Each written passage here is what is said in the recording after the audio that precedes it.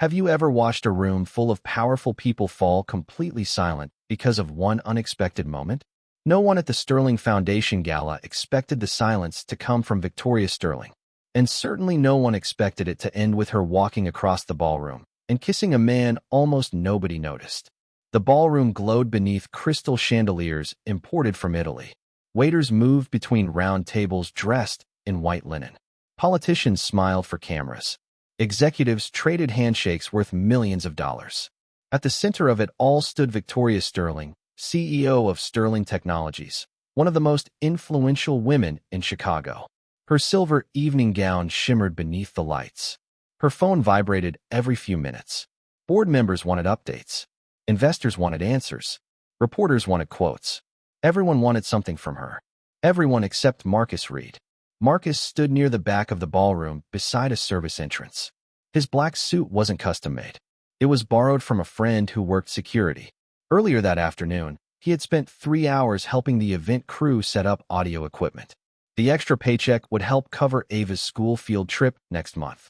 He checked the time on his watch. Almost 10 o'clock.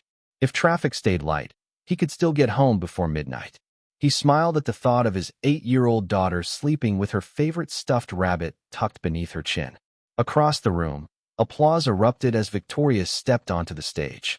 The crowd immediately focused on her. Marcus did not. Instead, he noticed one of the catering employees struggling with a tray overloaded with champagne glasses. The young man looked nervous, exhausted, invisible. Marcus quietly walked over and helped steady the tray before it slipped. No speeches. No attention, just a simple act of kindness.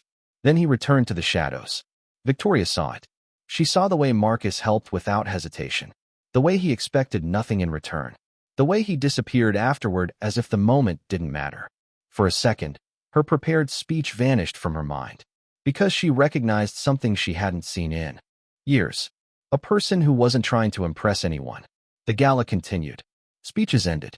Music returned. Guests filled the dance floor. Yet Victoria's eyes kept drifting toward the same corner of the room, toward the quiet man who seemed completely unaffected by wealth, status, or power. Near midnight, the crowd began to thin. Marcus was gathering his jacket when he heard heels approaching behind him. He turned. Victoria Sterling stood only a few feet away. The conversations around them slowed, then stopped. Marcus opened his mouth to speak, but before he could say a word, Victoria stepped closer. Her eyes looked tired. Not the tiredness of a long day. The tiredness of carrying an entire world alone. Then she did something that sent a ripple through the room. Something no board member, investor, or reporter would ever forget. Victoria gently placed a hand on his shoulder and kissed his cheek. The gesture lasted only a moment. Respectful, unexpected, completely sincere. When she stepped back, the ballroom seemed frozen in place. Marcus stared at her, confused, speechless. Victoria offered the smallest smile, a smile that looked almost unfamiliar on her face. Then she whispered for words that only he could hear. "Thank you for staying human." Marcus remained standing long after Victoria walked away. Around him, conversations slowly returned. Glasses clinked. Music resumed. People pretended nothing unusual had happened. But the glances told a different story. Curious eyes followed him across the ballroom. A few whispered behind raised hands. Marcus felt every stare and ignored every one of them. He picked up his worn jacket from the back of a chair and headed toward the exit. Outside, the cold Chicago air felt honest. The city lights stretched across the night like scattered stars trapped between steel and concrete. Marcus took a deep breath and walked toward the parking lot where his 12-year-old pickup truck waited beneath a flickering lamp. He sat behind the wheel for a moment without starting the engine. Victoria's words echoed in his mind. "Thank you for staying human." Strange words, especially coming from someone whose face appeared on magazine covers and business channels every week. He shook his head and started the truck. Some things were better left unexplained. 40 minutes later, he pulled into the apartment complex on the south side. The building was old but clean. A few porch lights glowed softly against the darkness. Marcus grabbed his backpack and climbed 2 flights of stairs. The familiar scent of laundry detergent and someone's late-night cooking drifted through the hallway. Home. He unlocked the door as quietly as possible. The apartment greeted him with silence. On the refrigerator, School drawings covered nearly every empty space. A science fair ribbon hung beside a grocery list. One small photograph showed Ava missing her 2 front teeth and laughing so hard she could barely stand. Marcus smiled. Real life. Better than any gala. He walked into Ava's room. Moonlight spilled through the curtains. She slept curled beneath a purple blanket, one arm wrapped around her stuffed rabbit. The sight settled something inside him. No matter what happened in the world outside, this was what mattered. He gently pulled the blanket higher over her shoulder. Ava stirred slightly. Her eyes opened halfway. "Daddy," she whispered. "I am home, Pumpkin. Did the fancy party go okay?" Marcus chuckled softly. "You would not believe me if I told you." She smiled sleepily. "Try me tomorrow." Within seconds, she was asleep again. Marcus stood there for another moment before turning off the hallway light. Later, sitting alone at the small kitchen table, he poured himself a cup of black coffee, even though it was nearly 1 in the morning. The apartment was quiet except for the hum of the refrigerator. His phone sat untouched beside him. No missed calls. No messages. Nothing from Victoria Sterling. Nothing from anyone connected to that strange moment. Good, he thought. Whatever happened tonight could stay at the gala. He finished the coffee, washed the cup, and headed to bed. Within minutes, exhaustion pulled him into sleep. Across the city, 60 stories above the river, Victoria Sterling stood alone inside her penthouse. The skyline glowed beyond floor-to-ceiling windows. Her untouched dinner sat cold on the counter. Her phone vibrated for the 23rd time in an hour. She ignored it. Instead, she stared at a photograph resting on her desk. It was not a family picture. It was not a company report. It was a security still image taken months earlier. The image showed a man helping an elderly janitor pick up a box of supplies after everyone else had walked past. The man was Marcus Reed. Victoria slowly touched the edge of the photograph. Then she made a decision that would change both of their lives before sunrise. Marcus woke before dawn, just as he always did. The apartment was still dark. For a few seconds, he lay still, listening to the familiar sounds of the building settling around him. Pipes humming. A distant door closing somewhere down the hall. The quiet felt ordinary. Safe. Then came the knock. 3 firm knocks echoed through the apartment. Marcus opened his eyes. His alarm clock read 5:58 a.m. Nobody visited this early. He sat up immediately. Another knock followed. Calm. Deliberate. Not impatient. Not aggressive. Just certain. Marcus slipped on a sweatshirt and walked toward the door. On his way through the living room, he glanced into Ava's room. She was still asleep. Good. Whatever this was, it could wait outside. He unlocked the door and stepped into the hallway. At first, he thought he was still half asleep. 2 men in dark suits stood near the entrance. Behind them, visible through the stairwell window, 3 black sport utility vehicles were parked along the curb below. Their engines idled quietly in the cold morning air. Marcus blinked. The scene looked completely out of place beside the aging apartment complex.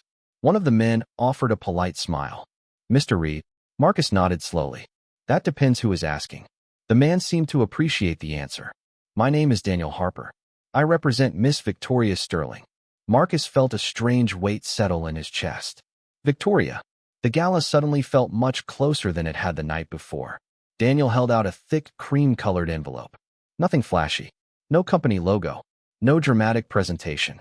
Just an envelope with Marcus Reed written neatly across the front. Miss Sterling requested that this be delivered personally before business hours. Marcus accepted it, but did not open it. "What is it?" Daniel glanced briefly toward the window. "Something important enough that she wanted you to receive it before anyone else." That answer only created more questions. Marcus looked from the envelope to the parked vehicles outside. "You brought 3 cars for an envelope?" For the first time, Daniel laughed. A genuine laugh. "No, sir. The cars are here because Miss Sterling does not leave important things to chance." Marcus studied him for a moment. Then he nodded. "Fair enough." He returned inside and quietly closed the door. The apartment suddenly felt much smaller. The envelope rested in his hands like it weighed 50 pounds. He carried it into the kitchen and sat at the table. Morning light had begun creeping through the blinds. A few seconds passed. Then a minute. Marcus simply stared at the envelope. Finally, he opened it. Inside was a single document. 1 page. No legal jargon stretching across dozens of paragraphs. No complicated language. Just a formal proposal. Marcus read the first sentence once. Then twice. Then a third time. His eyebrows slowly rose. The proposal offered a temporary professional agreement. 90 days. Full confidentiality. Full compensation. Full legal protection. At the bottom sat Victoria Sterling's signature. But it was the final handwritten note beneath the signature that stopped him cold. Unlike the rest of the document, these words were personal, simple, honest. Marcus, I need someone I can trust. And for reasons I cannot explain yet, I believe that person is you. Marcus sat motionless as morning sunlight slowly filled the kitchen. The document remained open in front of him. 90 days. Trust. Confidentiality. None of it made sense. He read the handwritten note again. The words felt too personal to come from someone like Victoria Sterling. Before he could organize his thoughts, his phone rang. An unfamiliar number. Marcus considered letting it go to voicemail. Instead, he answered. Marcus Reed. There was a brief pause. Then came a voice he immediately recognized. Calm. Controlled. Tired. Good morning, Marcus. He sat up straighter. Victoria Sterling. I was wondering how long it would take before you called. A faint smile touched her voice. I figured you would say that. Marcus looked down at the proposal. You are asking a lot from someone you barely know. Silence lingered for a second. Not uncomfortable. Careful. That is fair, Victoria said. Which is why I would rather explain it myself. Marcus leaned back in his chair. Through the partially open bedroom door, he could hear Ava beginning to stir awake. The ordinary sounds of his life felt strangely distant. Then explain it. Victoria exhaled slowly. For the first time since he had met her, she sounded less like a chief executive and more like a person carrying something heavy. 3 members of my board are attempting to force a leadership vote next quarter. Marcus frowned. Can they do that? Yes. Her answer came immediately. And if they succeed, they gain control of decisions that will affect thousands of employees. Marcus remained quiet. He knew nothing about corporate politics, but he knew enough to recognize concern when he heard it. What does that have to do with me? Another pause. Because they have spent 2 years building a narrative about who I am. Victoria walked somewhere on the other end of the line. He could hear distant city noise behind her. Cold. Detached. Obsessed with work. Unable to connect with people. Marcus glanced at the family photos covering his refrigerator. And they are not entirely wrong. The honesty surprised him. Victoria continued. Investors trust numbers. Employees trust character. Right now I need both. Marcus rubbed his forehead. So you want me to help fix your image? No. Her answer came faster than before. Stronger. If that was all I needed, I would hire a public relations firm. The room grew quiet again. Then she spoke the words that finally made everything feel real. I need someone who reminds me what normal looks like. Marcus looked around his small kitchen. The scratch table. The second-hand coffee maker. Ava's science project sitting on the counter.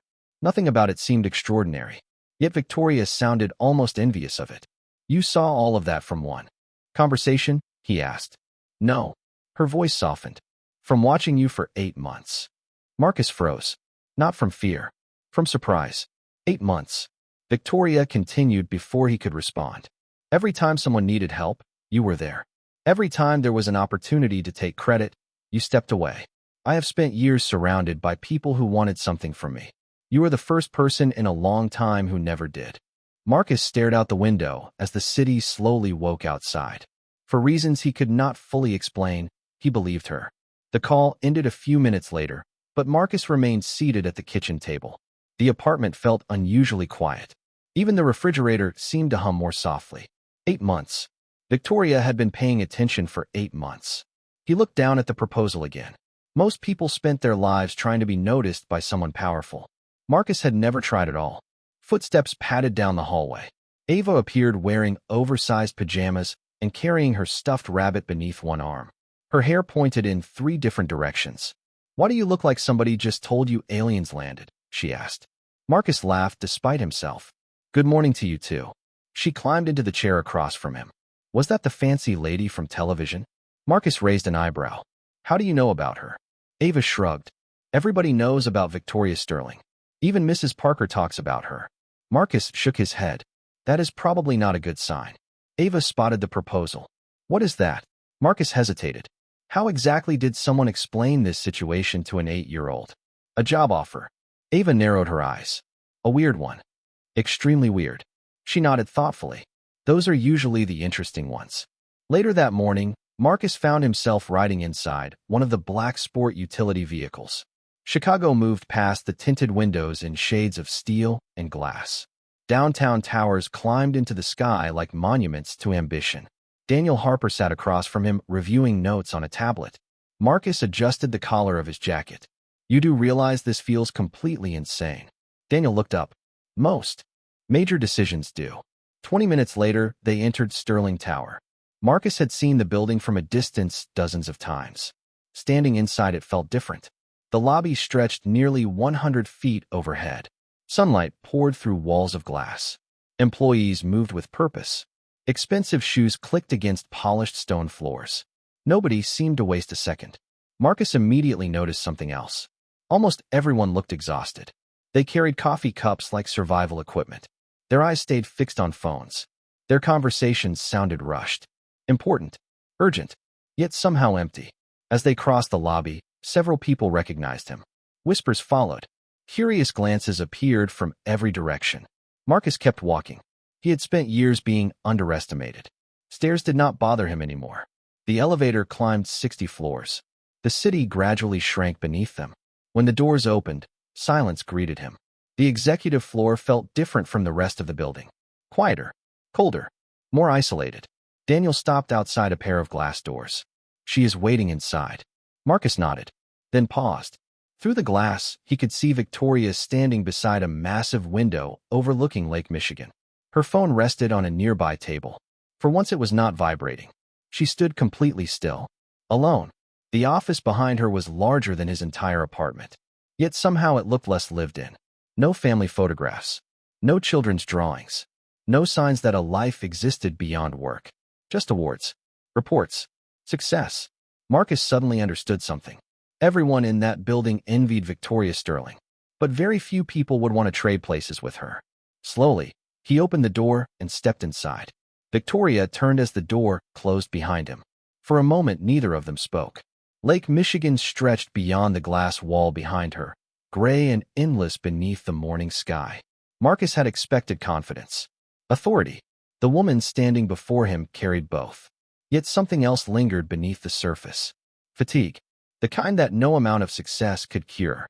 "Thank you for coming," she said. Marcus slipped his hands into his pockets. "I am still deciding whether that was a good idea." To his surprise, she smiled. A real smile this time. Small. Unpracticed. "That makes two of us." The answer caught him off guard. Victoria motioned toward a seating area near the window. Instead of sitting behind her massive desk, she chose a simple chair across from him. It was a small decision, but Marcus noticed. Powerful people usually preferred distance. Victoria seemed tired of it. "Before you answer the proposal," she said, "there is something you should see." She reached into a folder resting on the table. Several photographs slid across the polished surface. Marcus looked down. The first image showed him helping an elderly maintenance worker carry supplies through a loading dock.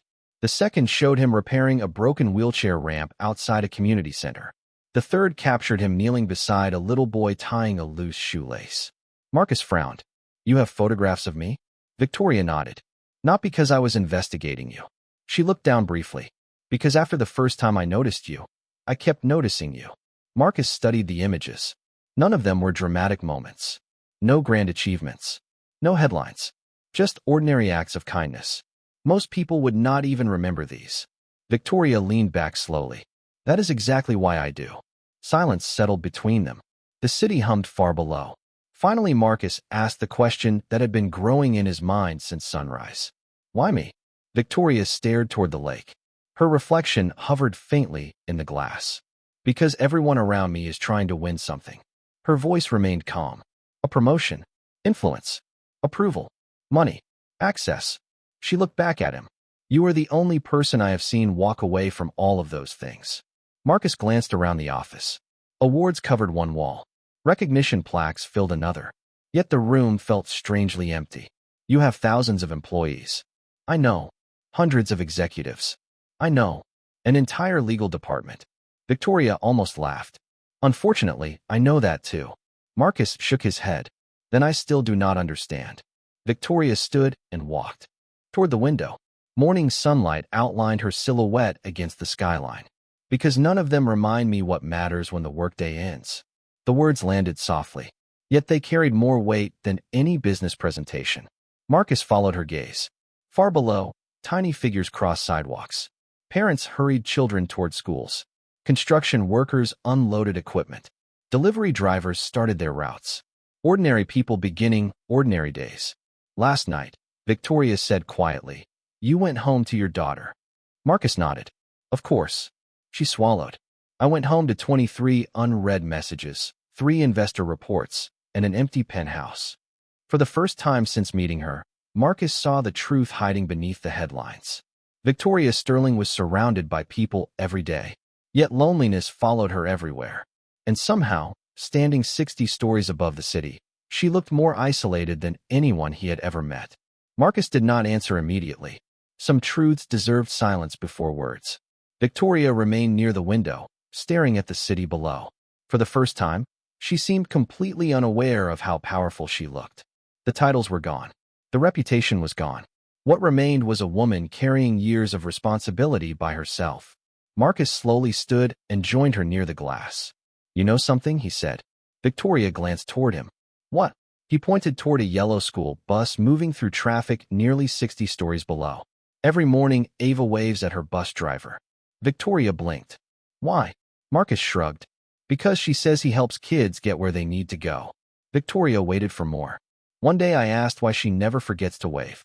A small smile appeared on Marcus's face. She said people should know somebody sees them. The words settled gently into the room. Victoria looked back toward the street. For several seconds, she said nothing. Then she laughed softly. Not because it was funny, because it hurt a little. An 8-year-old understands people better than half my board. Marcus smiled. Probably more than half. The moment lingered. Quiet. Honest. Then Victoria walked back toward the table and opened another folder. This one contained no photographs. No proposals. Just a calendar. "If you agree," she said, "there will be public appearances, charity events, meetings, interviews." Marcus studied the schedule. Every day looked packed from morning until night. "Do you ever stop working?" Victoria hesitated. The answer took too long. "Not often." Marcus nodded slowly. That was answer enough. Before either could continue, a knock sounded at the office door. A woman entered carrying a tablet. She appeared professional, efficient, and extremely uncomfortable. "Miss Sterling, the board meeting begins in 15 minutes. Victoria thanked her. The woman turned toward Marcus. For a brief second, surprise crossed her face. Not hostility, curiosity. The kind people showed when something challenged their expectations. After she left, Victoria gathered a few documents. "Welcome to my world." Marcus looked around the office one more time. The endless reports. The endless schedules. The endless pressure. Then he remembered Ava eating cereal that morning while asking whether aliens had landed. Somehow her world felt richer. "Can I ask you something?" he said. Victoria nodded. "Anything." Marcus looked directly at her. "When was the last time you took an entire day off?" Victoria opened her mouth, then stopped. Her expression answered before her words did. She could not remember. Marcus shook his head gently. "That is not a good sign." For the first time, Victoria looked genuinely embarrassed. "You sound like my doctor." "Then maybe your doctor is smart." Another unexpected smile appeared. Small. Real. The kind that rarely reached newspapers or shareholder reports. Victoria glanced at the clock.